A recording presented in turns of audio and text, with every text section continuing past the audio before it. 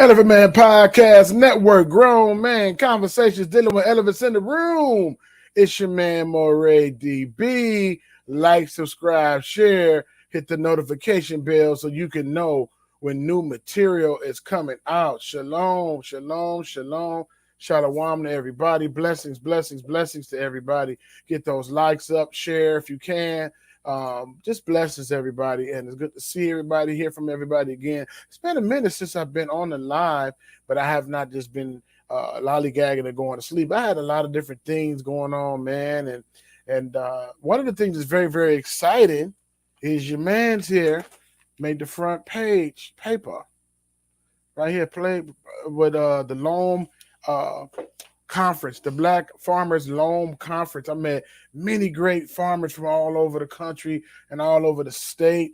Shout out to the Shannon Farms for putting this on. You know, Sister Shannon, she was in the paper as well. You know, blessings to her.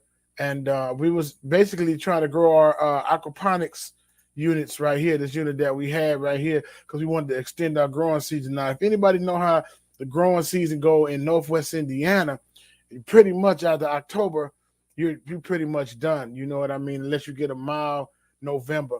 But we pretty much grow from pretty much the end of May until October, the middle or end of October, and then we're done. But we're trying to get some indoor growing so we can extend our growing season. And yeah, they got hoop houses and they got different greenhouses and different things like that. But we got this unit right here. It's called the Garden Unit. And it's very, very cool. It don't have a big footprint. It's, you know, so it's Ron Times best invention of the year. And this thing is pretty small, 12 inches off the wall and 6 inches tall. 60 inches tall, right? And so what we do is we grow in these tubes on the inside. And so you can grow pretty much a lot of non-pollinated crops, kale, spinach, greens, and a few pollinated things like tomatoes and jalapenos and stuff as well. So it was a very, very cool unit, man. So I just took it there to show what was going on, and they put your mans in the paper, man. It's just a blessing, you know what I'm saying? Said conference plants seeds about future of sustainable farming, right? So the mayor came out and different things. I just, all praise to the Most High. It's not to float the boat at all, man. I'm just sharing what I learned and what I'm doing and what I'm experimenting on. And so we have to have some self-autonomy.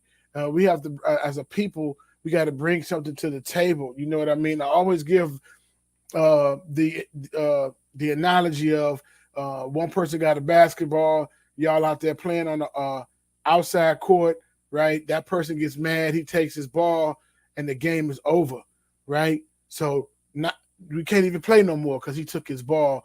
And that happens a lot of times in our community when people take their banks, when they redline certain communities and they keep us out of job markets or real estate. We can't move into certain areas and different things like that, or take scholarships and different things like that. And it really affect us in so many different ways. Or if we can't produce our own food, we live in a lot of our communities. I've been to a lot of hoods. Everywhere we at is, it's pretty much a hood set up. And a lot of our communities are ran down, you know what I mean? We get our food from gas stations and different things like that. It's not nutritious. It's not healthy. It's imported from Mexico and other different places. But we need to get some self-autonomy and be able to grow locally, grow something. Let's get growing. That's not everybody's thing. We understand that, but bring something to the table, right? Some of you guys good at cutting hair. Some of you guys are good at electrician, dealing with electricity and being an electrician, carpentry, right?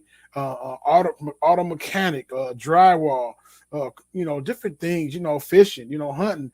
So we gotta cultivate our skills, and there's nothing wrong with being in front of, doing TikTok videos and watching everybody else, live their best life now, whatever, it'd be a series of things, be Super Bowl, and then it's the playoffs, and will LeBron make the playoffs, and then it's March Madness, and then it's binge watching shows, and we got all these different things, and we got to put our hands to the plow and bring something to the table.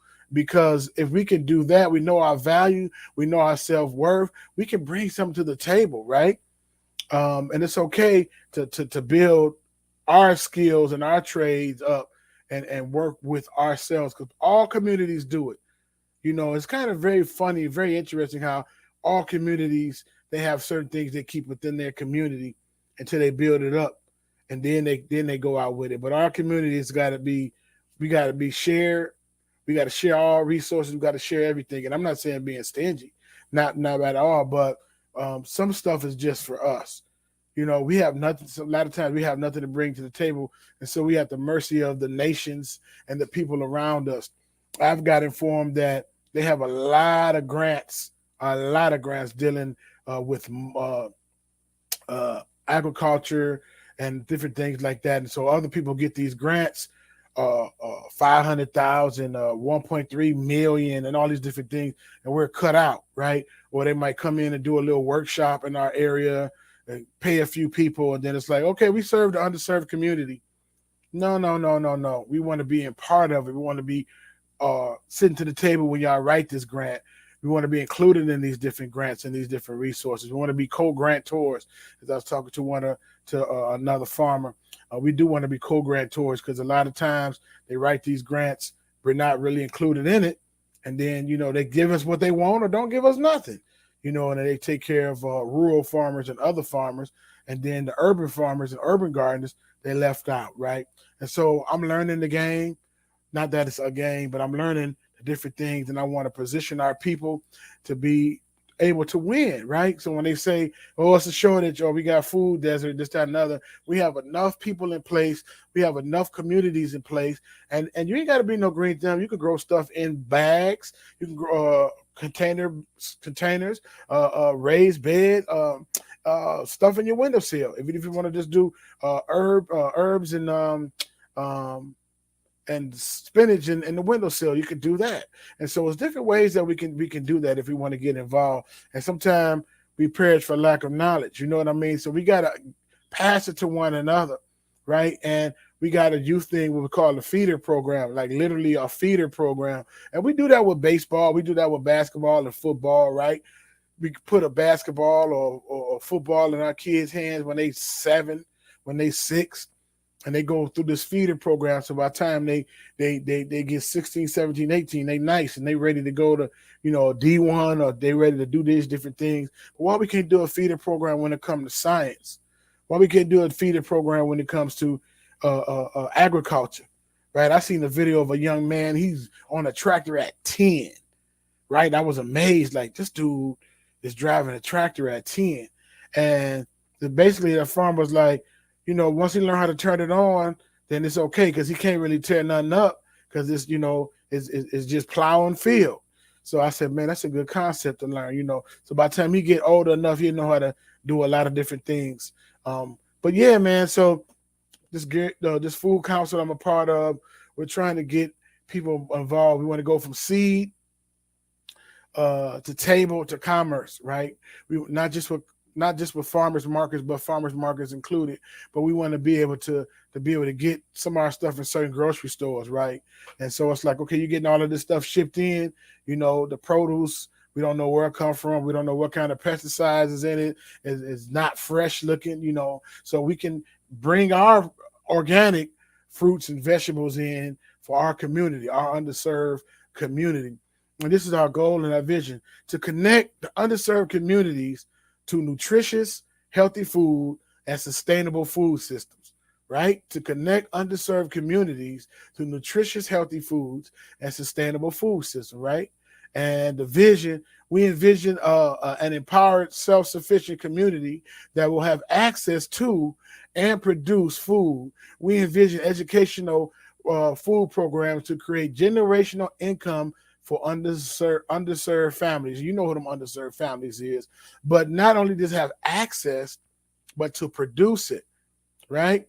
If we got a supplier and they cut off the supply chain, that supply chain talk right now, right? So because in order to go into a new world, you got to get rid of the old world, right? We ain't gonna go into all that right now, but you gotta stop these different trucks from running and all these different things. So you just got one supplier, and we got to all bow to the mercy of that supplier, and that's what they're trying to do. You know what I'm saying? It's just wicked. But if we want to have access to these supply chains as well as produce our own, right? The more autonomy you have, the more empowerment you have. You can not only take care of yourself, but you can take care of others. And so that's what we want to do, man. We want to have a feeder system, feeding one another, helping one another out. We got different people in different states. So we want to be able to connect via a website, or just get on the road and just take a trip. And we help each other out, not just website, but I was to say, like the lives and different little videos, little training videos and stuff. So we're gonna be coming up with some of that stuff coming up real soon, man. So I hope everybody doing well, man. If you haven't, go check out Sarah Majanko. We had on for a third time. Eve, the black man, subscribe to a channel. Very, very, very powerful. Also, Selective Empathy, right? If you haven't seen that, you need to go check that out. We have everybody in solidarity fighting for the Ukraine, right? But we got people, right here in this community, right here in this country, is we just overlooked.